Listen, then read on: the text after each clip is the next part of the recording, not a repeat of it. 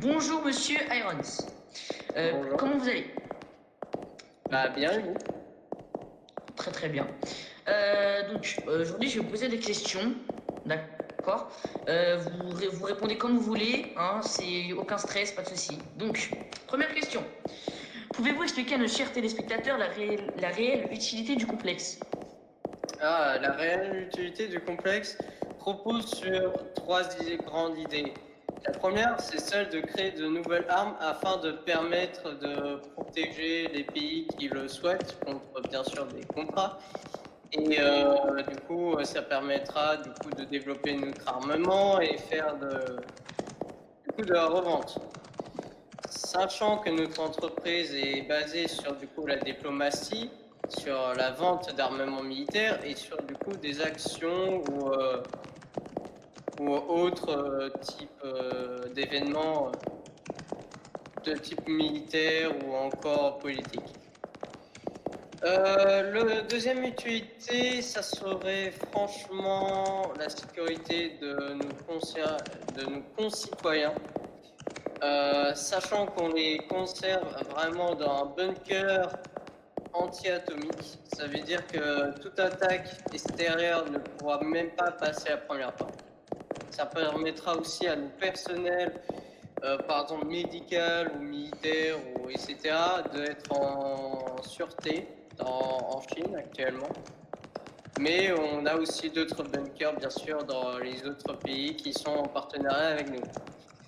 Je dirais la troisième utilité reste un peu sombre et reste vraiment confidentielle. Ça serait plutôt d'analyser des entités dont personne n'a réellement la connaissance, à part certains scientifiques de ce complexe ou des hauts gradés au sein de Atascan.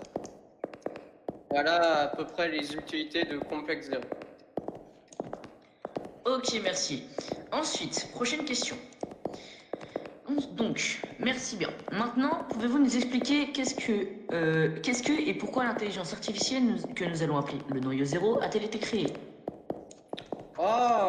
En fait, il y a plein de raisons de pourquoi on l'a créé.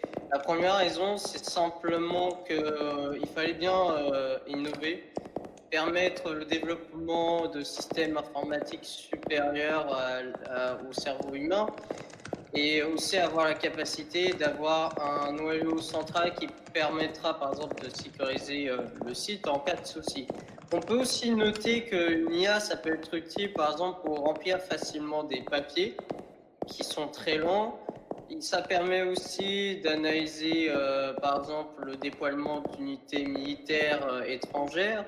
Ça permet plein de choses hein, dans ce domaine-là. Ça peut aussi faire de la politique. Bon, ça reste très expérimental actuellement, mais on fait des tests pour faire des actions politiques avec cette IA.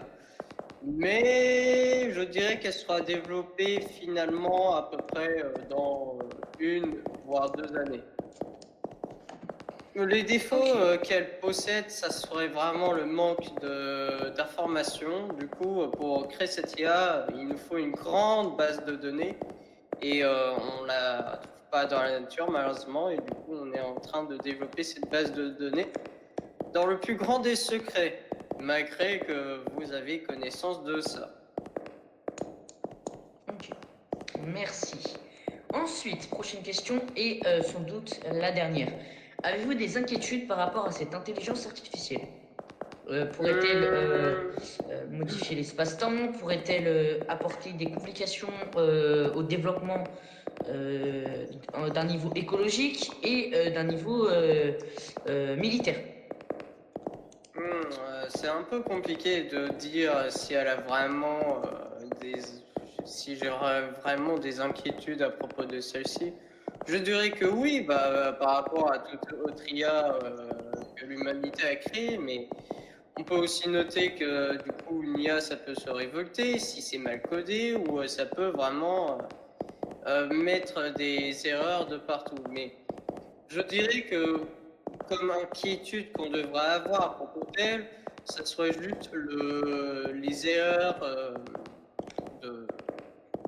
d'information. Ça veut dire par là elle peut faire des petites erreurs, laisser passer des étrangers ou des trucs comme ça. Ça peut faire des petites erreurs par-ci par-là. Sinon, j'ai pas de grande inquiétude, ça peut rien toucher à l'espace-temps parce que c'est enfermé du coup, dans des serveurs qui sont confinés du coup, au sein de la Tascorp. Et tant que elle n'a pas la capacité d'interagir ou d'actionner des machines de guerre, elle n'aura pas du coup la capacité de se révolter intelligemment, et on a aussi codé parfaitement pour éviter du coup ce type d'action. Elle sera bien sûr sous l'ordre de moi et de certains hauts gradés que je ne citerai point leur nom.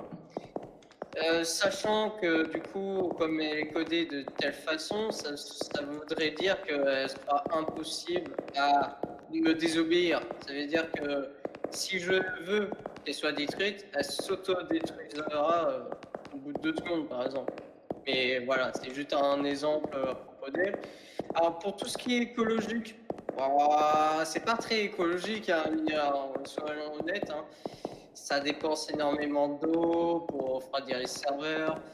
Donc honnêtement, je pense que niveau écologique, c'est un peu problématique, mais on fera tout pour du coup compenser ça avec par exemple la plantation d'arbres, essayer d'économiser, etc.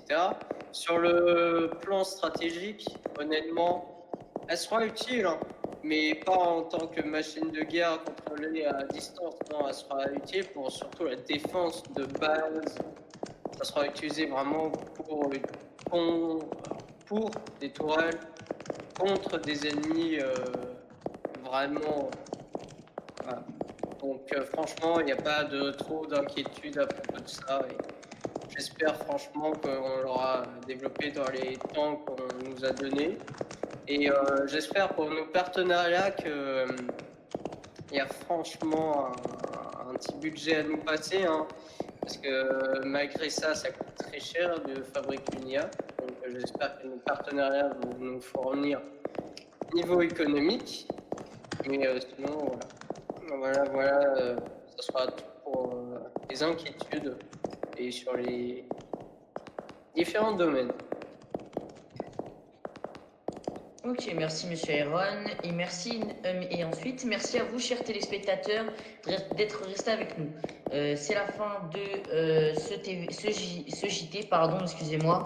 À bientôt pour de nouvelles informations et nous souhaitons une très très bonne soirée. Au revoir.